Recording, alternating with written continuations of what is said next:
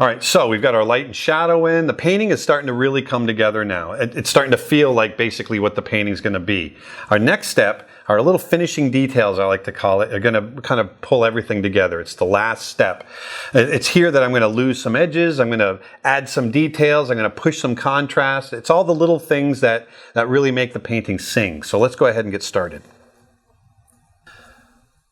Okay, so the first thing I want to do is I want to get rid of some of the residual line work that we've got from that rough drawing. So I'm just going to go down to my line drawing layers, grab my eraser, and I'm just going to start knocking back some of these, like I said, some of these residual lines that are standing out. Some of them I want to hold on to. I like what they do to the image. So I've just hit a couple more on the face there, finished it up there. And so now I'm just going to go ahead and add a new layer. I'm going to set it to multiply, and what I want to do is I want to go in and I just want to start hitting and defining a couple of the, the areas around the eyes and then the side of the face, defining some of those shadow areas. It's really, this stage is really all about kind of, for lack of a better way of explaining it, bringing everything kind of into focus. So I've kind of got this neutral warm color. And, I want to define some of these plane changes, some of these little areas down in here, add some fur textures. And I'm just going into the shadows. I'm darkening up areas in the shadows, but really creating, some textures in the fur. I want it to feel like there's fur growing on the face. And so that's exactly what I'm trying to do. And I'm just hitting little areas here and there and just really being tasteful with it. So now I want to go ahead and define that eye, hit the darks in there. One of the things that rough drawing does is it gives you dark areas because of the line work. Well, when you get rid of that, you got to redefine some of those dark areas for the painting. And so that's what I just did for the eye. Now, I really want to get that eye to sing. I want it to really stand out. So I want to hit these little highlights. And you can see it's very, very tasteful. When you hit this last stage, here I want to get a little bit of glint, a little bit of light coming off the bottom corner of the eye. Just little touches. Those are the things that really make it sing. It's all about being tasteful at this stage. So I've got the eye done, and now what I want to do is I'm going in here and I'm just hitting some highlights in the snout, hitting some brighter fur areas. There, so I've got the chin working really well. I've got the nose working. You can see that now it's really starting to pop. And I'm just, I'm defining some of the textures. And here I'm going in and grabbing, a little bit brighter, warmer colors for the stripes and just hitting those light areas on the stripes themselves specifically and getting those to stand out, getting them to feel a little bit more furry. And I want to do the same thing, down here in the chin. And I'm just hitting little areas here and there, just defining hair. And if you notice, I'm not hitting everything. I'm just hitting little bits. A little bit will go a long way.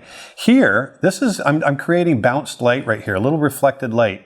That light from the neck will reflect back onto the back side of that chin. And so that's what I'm creating here is a little bit of reflected light. Might be catching a little bit of light from the ground. It's all of these little details that add to the realism, add to a sense of light to your image that just really start pulling it together. And once again, I can't emphasize enough that this stage is really all about being tasteful. It's just grabbing little bits here and there.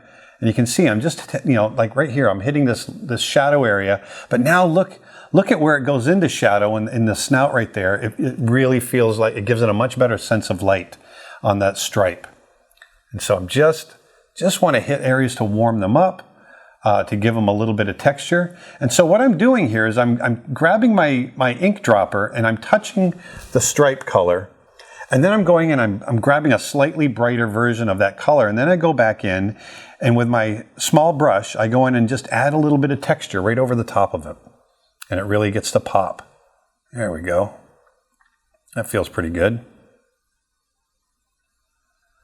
So now, as all of this starts to come together, I'm just kind of analyzing the whole thing, and I want to see, at this stage, I do a lot of, stepping back, looking at it, seeing what it needs, seeing what's working, what's not working, that sort of thing.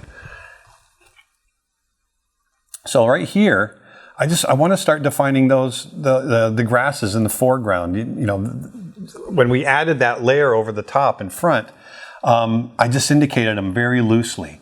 And so now it's my chance just to go in and I'm still being quick, I'm still being spontaneous, but I'm being a bit more detailed now. There we go. Now you can see it starting to come together.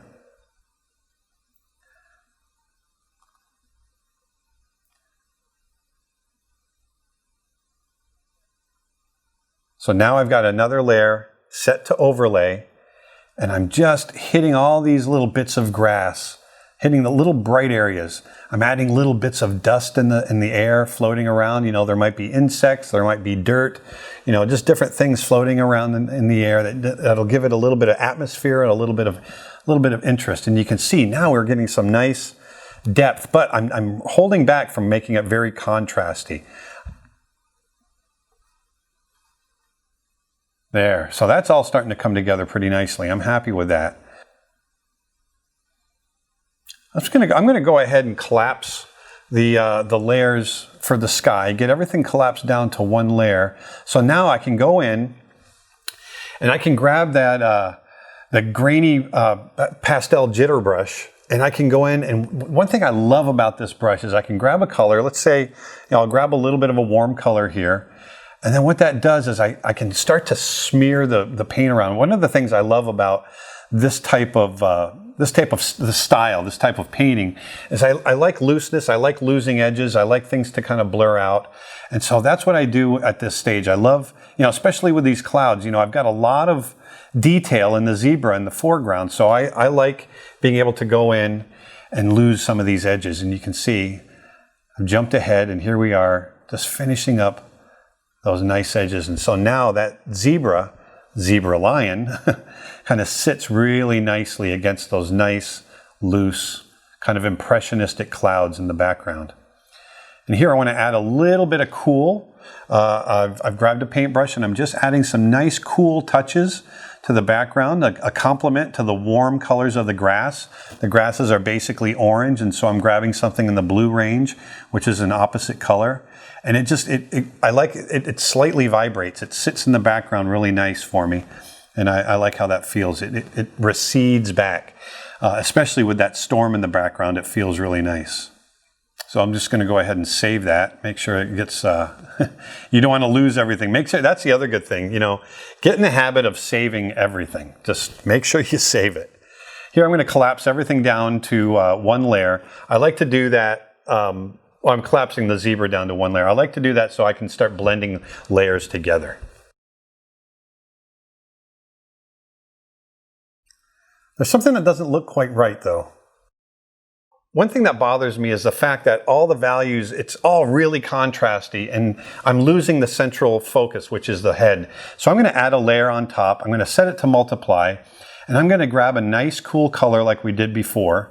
Here we go. I'm going to set that to multiply, and I'm going to come over and grab our shadow color, which is that, you know, that slightly blue neutral color. I'm going to grab a nice size brush.